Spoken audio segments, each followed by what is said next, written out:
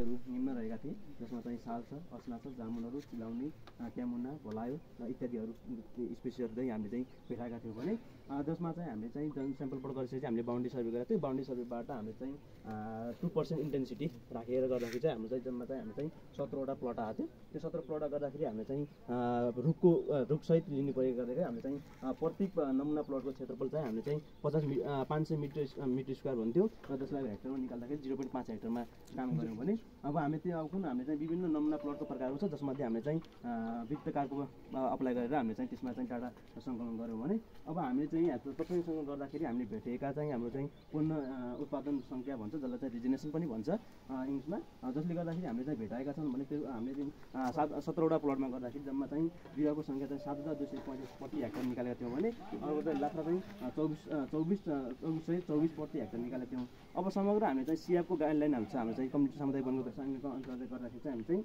बिरुवा वनको अवस्था हेर्दाखेरि बिरुवाको आधारमा चाहिँ राम्रै देखियो, किनभने हामीलाई चाहिँ 2000 बिरुवाको 5000भन्दा बढी हुनुपर्ने हो। हामीलाई चाहिँ 7000 आइसकेपछि त्यसको वनको अवस्था राम्रो देखियो। लात्रको आधारमा हामीलाई के भन्छ भने हाम्रो सिएफ गाइडलाइनले के भन्छ भन्दाखेरि 2000भन्दा बढी भयो भने त्यसको वनको अवस्था राम्रो भन्ने बुझिन्छ, त्यसले गर्दाखेरि हाम्रो वनको अवस्था राम्रो आयो। अब हामीले सम्पूर्ण गरिसकेपछि हाम्रो चाहिँ मौजा कति छ त, टोटल भोल्युम कति छ भन्ने कुरा गर्दाखेरि 17वटा प्लटमा गर्दाखेरि चाहिँ जसमा पुलको मौजा गर्ने हो भने चाहिँ 8.934088 घनमिटर आयो, र त्यसमा गएर भने रुखको गर्ने हो भने चाहिँ 129.804 घनमिटर आयो।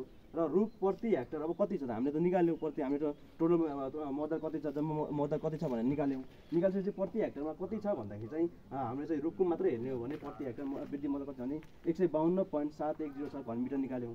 त्यसपछि पोलको प्रति हेक्टर वृद्धि मौजा कति छ भन्दाखेरि 52.5534 घनमिटर निकाल्यौँ।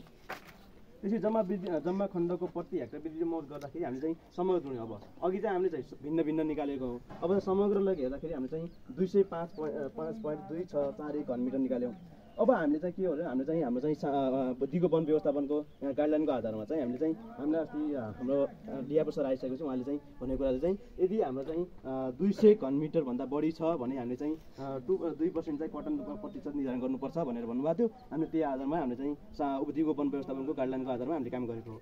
त्यसपछि कटन क्षेत्र निर्धारण गऱ्यौँ। अब कटन क्षेत्र निर्धारण गर्दाखेरि चाहिँ हाम्रो चाहिँ खण्डको क्षेत्रफल कति हो, त्यो खण्ड क्षेत्र गर्दाखेरि हामीले कटन वर्ष कति गर्छ त, हामीले कटन वर्ष त 10 वर्ष अप्लाई गऱ्यो भनेर हामीले पहिले डिआरओ सरले भनिसक्नु भएको छ। त्यो अप्लाई गर्दाखेरि हामीले चाहिँ प्रति वर्ष हामीले चाहिँ 4.01 हेक्टरमा काम गर्ने भयो।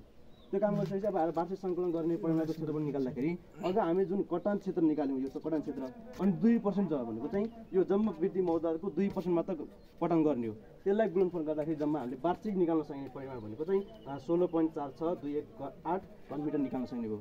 अब हामीले के गर्यो भने अब हामीले चाहिँ अघि यहाँ पोल र दुईटाको निकाल्यो भने 205 आयो। अब यसको आधारमा वनको अवस्था कसो छ भनेर हामीले चाहिँ सिएफको गाइडलाइन हेऱ्यौँ। त्यो गाइडलाइन हेर्दाखेरि वनको वृद्धि मौजा हेर्दाखेरि चाहिँ वनको अवस्था राम्रो देख्यो। अब समग्रमा अब हामीले के भने पुनरुत्थान पनि अघि राम्रो बन्यो। अब हामीले चाहिँ पोल र रुखको आधारमा पनि हामी राम्रो बन्यौँ। अब दुईटैले हामीले सिएफको गाइडलाइनमा फेरि जाँदैछौँ। के भन्छ सिएफ गाइडलाइन भन्दाखेरि हामीले समग्र हेर्दाखेरि वनको अवस्था राम्रो रहेको पाइयो। त्यसैले अब प्रत्येक वर्ष हामीले चाहिँ कति गर्ने त, 4 हेक्टरबाट कति काठ निकाल्न सकिने भन्दाखेरि चाहिँ जसमा त हामीले चाहिँ पोलको निकाल्दैनौँ, कटन आदेश पोलको दिन्न, रुखको मात्र दिन्छ। त्यसै गरी प्रत्येक वर्ष चाहिँ हामीले चाहिँ 6.198038 घनमिटर निकाल्यौँ। र त्यसबाट दाउरा कति निकाल्ने त, प्रत्येक वर्ष त हामीले दाउरा पनि निकालिन्छ सक्दाखेरि हामीले 6.018809387 घनमिटर निकाल्यौँ। समग्र हामीले त्यसमा समग्र यस डाटाहरूमा चाहिँ हामीले चाहिँ वनको अवस्था एकदमै राम्रो देख्यौँ। र त्यो तथ्याङ्क सङ्कलन गर्नका लागि साथीहरूका निम्न 14जनाको सहभागितामा चाहिँ हामीले चाहिँ त्यो ब्लकमा गएर हामीले बाउन्ड्री सर्वे पनि गऱ्यौँ, डाटा कलेक्सन गऱ्यौँ, र त्यसको चाहिँ सर्वेहरूको त्यसको चाहिँ एनालाइसिस विश्लेषण पनि गऱ्यौँ। गरिसकेपछि त्यसबाट चाहिँ हामीले वनको चाहिँ जे होस् हाम्रो खण्ड 2 चाहिँ समग्रमा हेर्ने हो भने राम्रो छ भन्ने हामीले चाहिँ पाइयो। र यो हाम्रो जुन हामी यस 5 दिनभित्र यसो कार्य गरेर हामी चाहिँ सर्वेक्षण र विश्लेषण गर्नका लागि यस्तो सुनौलो अवसर दिनुभएको चाहिँ सब डिभिजनल कार्यालय फारबारीका अधिकृत आदरणीय सर रामचन्द्र श्रेष्ठ सर, त्यसै गरी अमृत सामुदायिक वनका अध्यक्ष आदरणीय सर पूर्णबहादुर सिंहज्यू लगायत हाम्रो कृषि तथा वन विज्ञान विषयका समग्र सरहरूलाई चाहिँ यहाँलाई हार्दिक धन्यवाद व्यक्त गर्दै मेरो प्रेजेन्टेसन भएको छ भने कसै केही जिज्ञासाहरू छ भने राखिदिनु हुन हार्दिक अनुरोध गर्दछु।